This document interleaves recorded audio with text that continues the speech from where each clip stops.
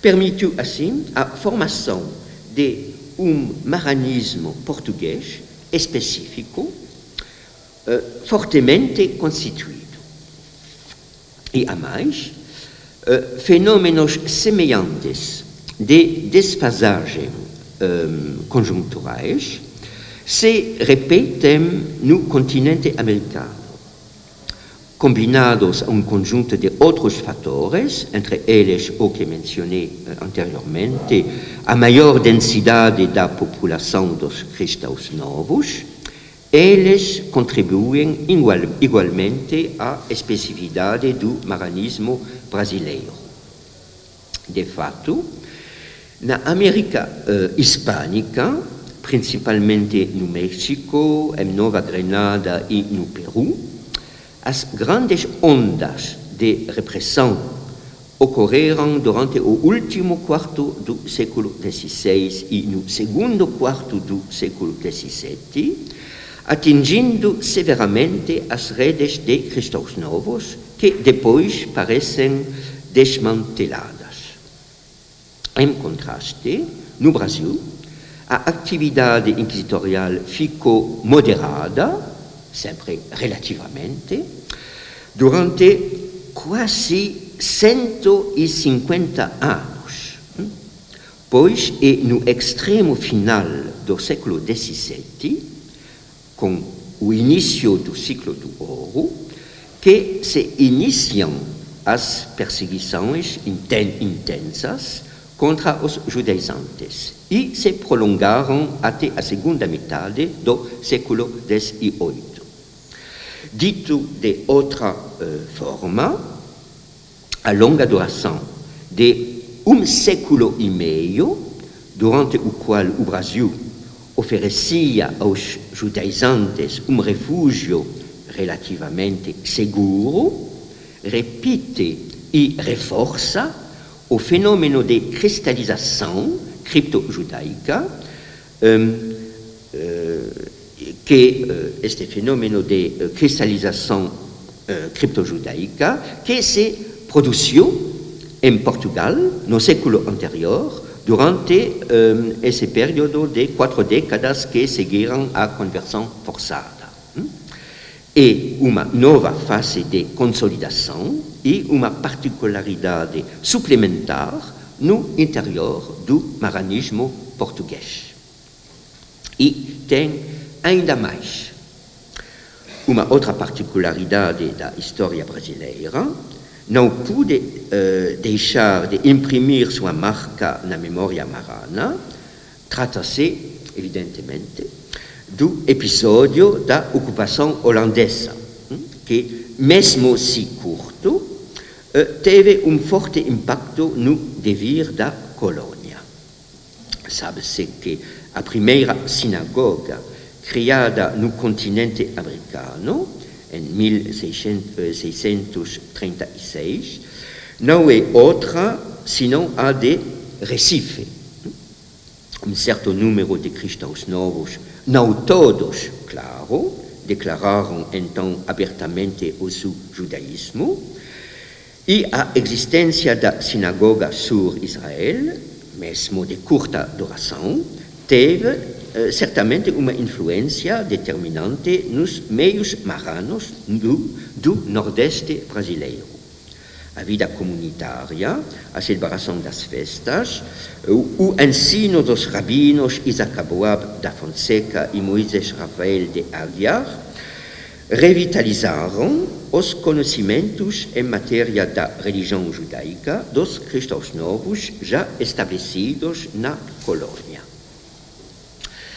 Depois da saída dos holandeses, em 1654, os judeus originários de Amsterdã puderam embarcar de volta para a Holanda, ou para as Caraíbas, ou para a Nova Amsterdã, a futura Nova York. Mas os cristãos novos estabelecidos no Brasil, segundo uma tradição oral transmitida até os nossos dias e que não me parece totalmente lendária, essa tradição oral, segundo essa tradição oral, esses cristãos novos tiveram que refugiar-se no interior das terras, nas vastas planícies do sertão. E, de fato, e sobretudo a partir dos anos 1660, 70, que as primeiras empresas de colonização das áreas mais longínquas parecem se multiplicar no Pernambuco, na Paraíba e no Rio Grande do Norte, e os cristãos novos têm ainda um papel eminente nesse vasto movimento de expansão, tendo como testemunho, e não falo agora em presença do professor Monteiro, da Guerra dos Bárbaros, mas todo esse contexto, o que fica desta expansão, aos quais os cristãos novos participaram, não únicos, por supuesto, mas em bom número, é a formação de uma cultura popular sertaneja, comportando alguns traços herdados das influências judaizantes. Finalmente, quando o Marquês de Pombal aboliu, em 1773, a distinção entre cristãos novos e cristãos velhos, a perseguição inquisitorial da heresia judaizante parou bruscamente, tanto em Portugal quanto no Brasil, depois dessa decisão política. Apesar dos golpes da repressão anterior, não parece que as redes marranas tinham então totalmente desaparecido no Brasil e sobrevivências persistiam que permitem entender as ressurgências do século XX e XXI. E agora a segunda parte, a memória marrana no tempo presente, resumindo sempre. Porque ressurgências, com efeito, a minha pesquisa sobre as sobrevivências do marranismo no presente foi facilitada, relativamente aqui também, por um fenômeno particular e recente. Desde alguns anos, um movimento de retorno ao judaísmo, operado por um certo número de pessoas nascidas em famílias cristãs, se trata de famílias cristãs, evidentemente.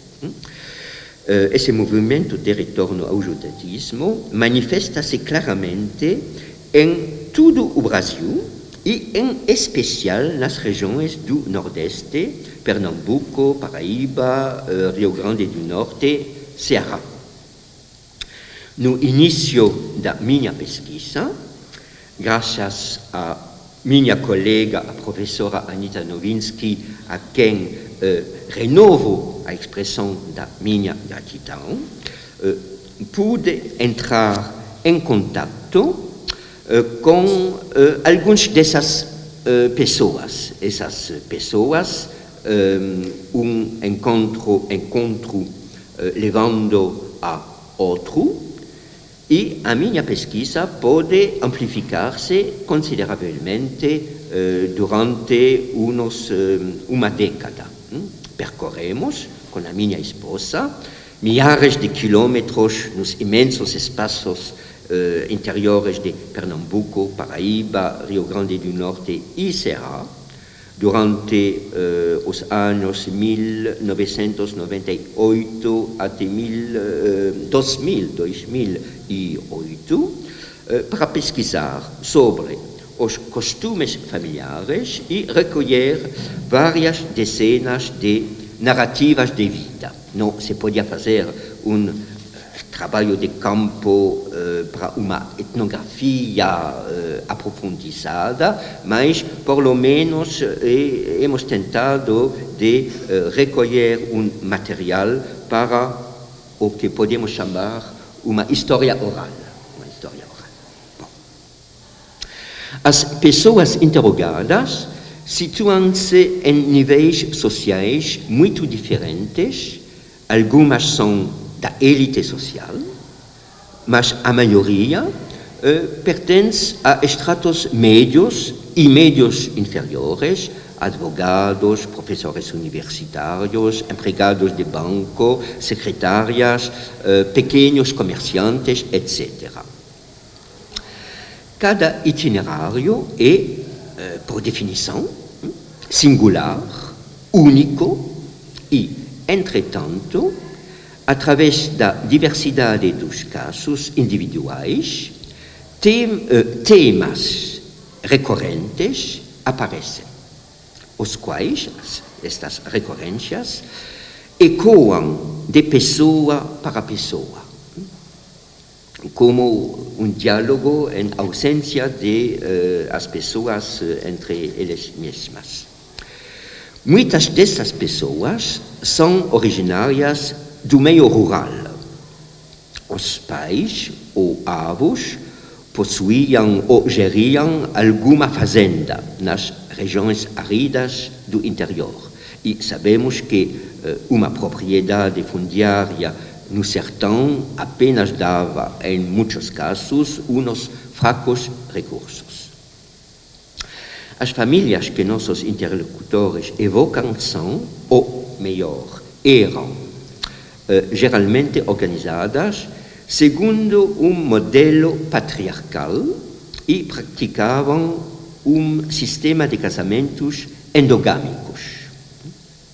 De fato, todas essas famílias que vivem a centenas de quilômetros umas das outras se conhecem mutuamente, sabem as suas genealogias e consertam ou consertavam os casamentos, de preferência entre primos. Devem casar-se entre si, no mesmo sangue, pois se faz distinção de duas categorias, nós e os outros, sem que se recorra, entretanto, a um termo preciso. Não se fala de cristãos novos, nem de judeus, as castas abolidas desde o Marquês de Pombal. De isso não há uma... A memória é mais complicada, mas tenho que simplificar. Porque, então, essas diferenças entre as famílias, as nossas e os outros? Aquilo que distingue estas famílias das outras famílias brasileiras é a prática de costumes particulares, transmitidos a numerosas gerações. Essas tradições comportam, e certo, variantes de um testemunho a outro, mas a maior parte dos casos, na maior parte dos casos, encontra-se um fundo comum que dá lugar a uma série de, repito, temas recorrentes. O conjunto dos costumes mais difundidos concerne a alimentação, com a estrita proibição da carne de porco, dos peixes sem escamas, de mariscos, do sangue, etc. E a observação dessas regras para a alimentação determina uma educação severa das crianças, as quais é absolutamente proibido consumir fora da casa o que quer que seja, nem água.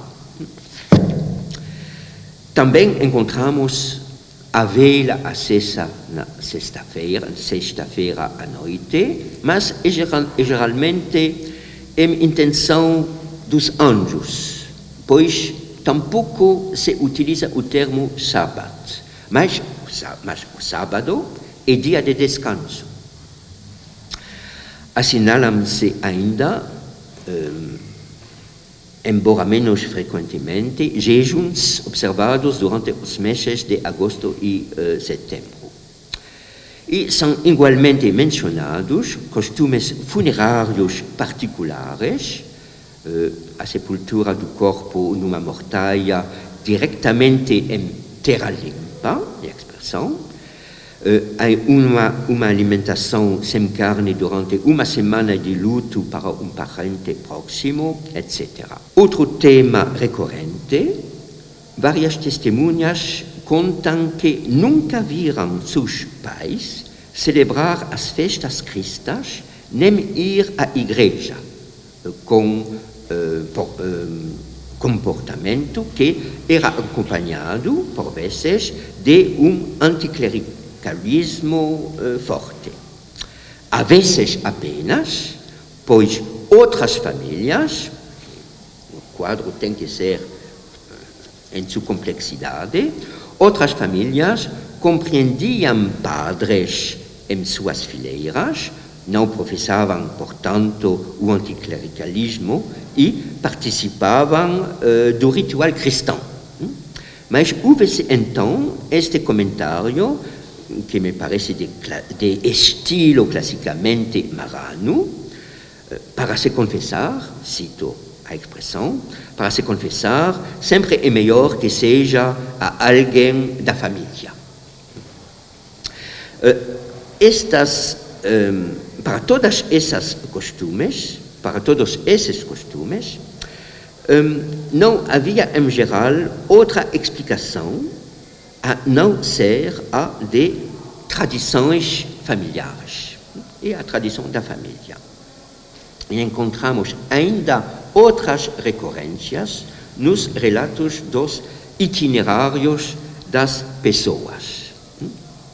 Certas testemunhas, vindas do sertão remoto, chegam à grande cidade por motivos diversos, estudos, trabalho, saúde, e descobrem, então, tardiamente e com surpresa, que os costumes observados em suas famílias, que acreditavam até então plenamente cristãos, não o são, na realidade.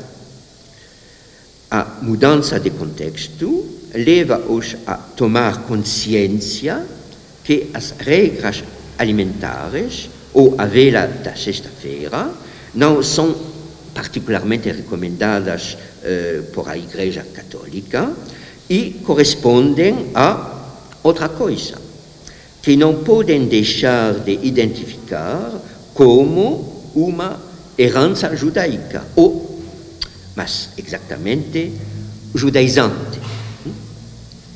A pessoa que assim descobre as particularidades da sua família, interroga-se, empreende uma pesquisa e esta pesquisa pode ser também uma busca longa e dolorosa, e essa pessoa decide ou pode decidir retornar ao judaísmo. Ou então pode fazer outra escolha, pois se produzem diversos casos que dependem das circunstâncias, do meio, evidentemente da fé, do livre-arbítrio da pessoa. De facto, as escolhas se repartem por muitas opções possíveis. Retorno ao judaísmo, que é muito minoritário, ou, outros casos,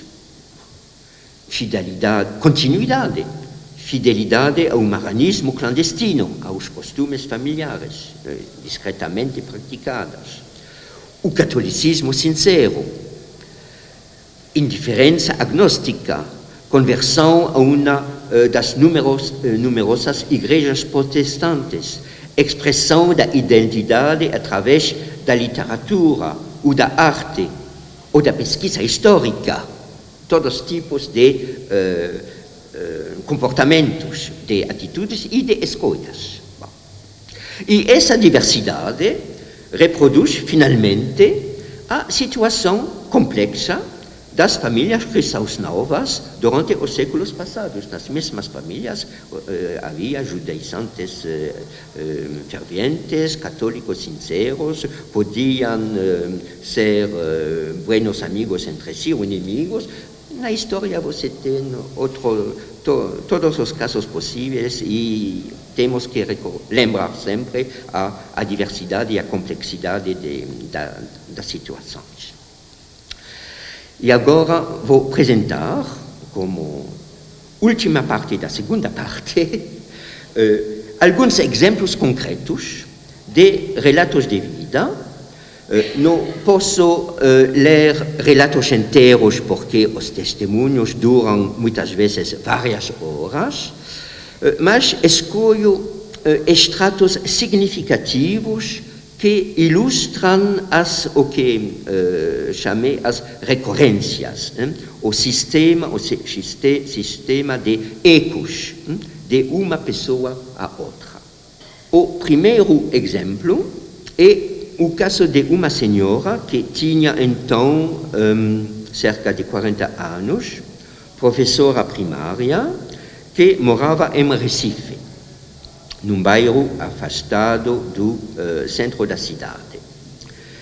E essa senhora veio a nosso encontro, é uma anedota significativa, veio a nosso encontro trazendo consigo um livro intitulado Ishkor, que significa, em hebraico, lembra-te.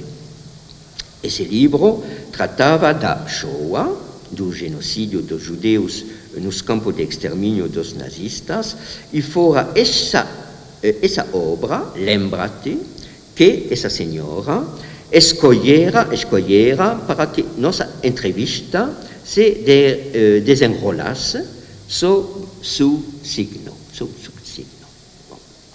E cito agora alguns extractos do relato de vida dessa senhora.